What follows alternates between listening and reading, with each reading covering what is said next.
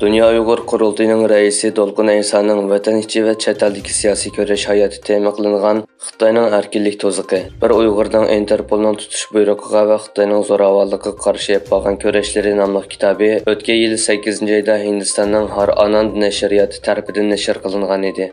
Mazkur kitob yaqinda Kanadadagi dangliq nashriyat Optimum nashriyati tarafidan Xitoyning erkinlik tozuqi, qashqulliqda o'tgan hayotim degan nom bilan qaytadan to'liqlanib nashr qilingan.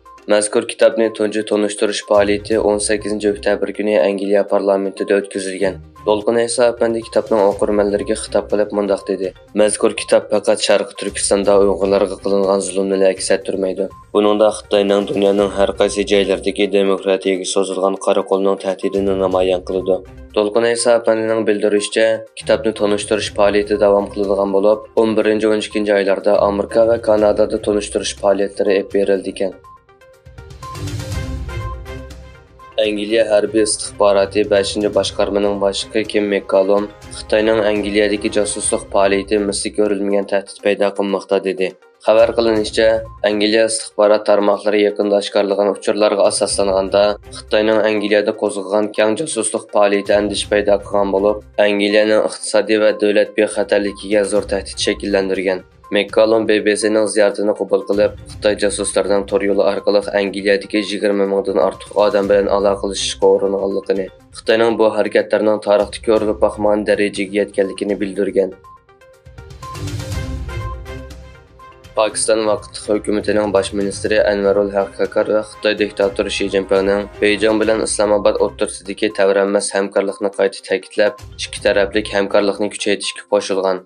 Pakistan bosh ministrligining bayonotiga qaraganda, 3-navbatlik bir balvoq bir yo'l munbirining bir qismi sifatida Beijingga borgan Kakar Xitoy Kompartiyasi rahbari Xi Jinping bilan ko'rishgan. Ko'rishishda Kakar bilan Xi Beijing bilan Islomobod o'rtasidagi tavranmas hamkorlikni qayta ta'kidlagan. Shuning bilan bir vaqtda ikki davlatning o'zaro manfaatini qo'g'dash uchun yuqori qatlamli suhbatni kuchaytirish va cho'nqurlashtirishga qo'shilgan. Xitoy Tashqi ishlar ministrligi Amerika davlat mudofaa ministrligining yadro qurollarining iqtidorini baholashni o'z ichiga olgan dokladga inkos qaytarib, dokladning paketni burmilganligini va Xitoyning hech qanday davlat bilan yadro qurollari musobaqasida emasligini o'tirg'a qo'ydi. 5 burchakli binoning Xitoyning harbiy va bexatarlik qurilmasi to'g'risidagi yillik dokladida Xitoyda 500 dan ortiq harakatchan yadro o'q-beshi borligi o'tirg'a qo'yilgan bo'lib, bu ilgirki mo'ljaldan eshib ketgan. Dokladda 2023-yil yadro o'q-beshining soni 1000 ga yetadiganligi va 2035-yilgacha yadro qurollarining sig'imchanligini davomli oshiradiganligi faraz qilingan. Yaponiya Tashqi ishlar ministri Kamikawa Yoko Falastin-Isroiliya krizisidagi ikki davlat hal qilish chorasini davomli qo'llaydiganligini bayon qilib, Yaponiyaning Falastinga bo'lgan irodasi hargiz o'zgarmaydi dedi.